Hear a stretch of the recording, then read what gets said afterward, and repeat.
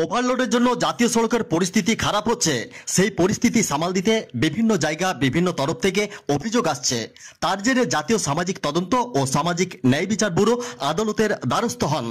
সেই পরিপ্রেক্ষিতে আদালত রায় দিয়েছে জাতীয় সড়কের উপর যেন কোনো ওভারলোড চলাচল না করে। পণ্যবাহী যানবাহনে এই ধরনের অতিরিক্ত ওজন বহনের ফলে রাস্তা ব্যাপকভাবে ক্ষতিগ্রস্ত হচ্ছে।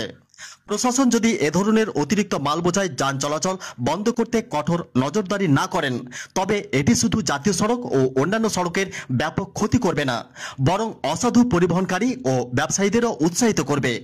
একই সঙ্গে এ ব্যাপারে পশ্চিমবঙ্গের সব জেলা শাসক এবং সব জেলার পুলিশ সুপার সহ জাতীয় সড়ক কর্তৃপক্ষকেও কঠোর নজরদারি বজায় রাখতে এবং নির্দেশের কার্যকারিতা নিশ্চিত করতে রাজ্যের সর্বোচ্চ আদালত আদেশ জারি করেন।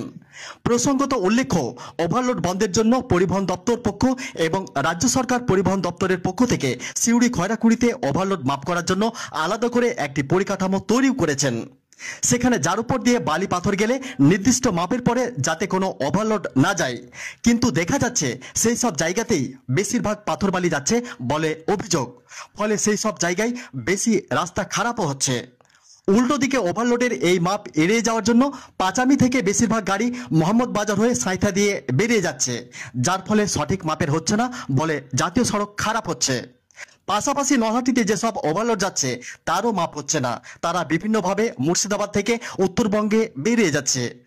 কলকাতা উচ্চ আদালত এই রায় দিলেও তাতে মানুষ কতটা উপকার পাবে, কারণ নলহাটি মোড়গ্রাম 14 নম্বর জাতীয় সড়ক নতুন করে নির্মাণ করা হলেও মোহাম্মদ বাজার থেকে দুবরাজপুর পর্যন্ত মাঝের রাস্তা বসে গেছে।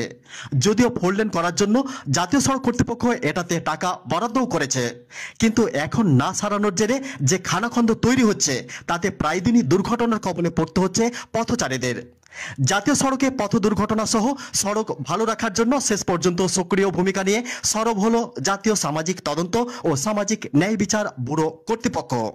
এখন রাজ্যের সব জেলা প্রশাসনের কর্তারা এই ব্যাপারে নজরদারি চালিয়ে ওভারলোড কতটা নিয়ন্ত্রণে আনতে পারে সেটি এখন দেখার অপেক্ষা। Bureau report, Nalhati news express.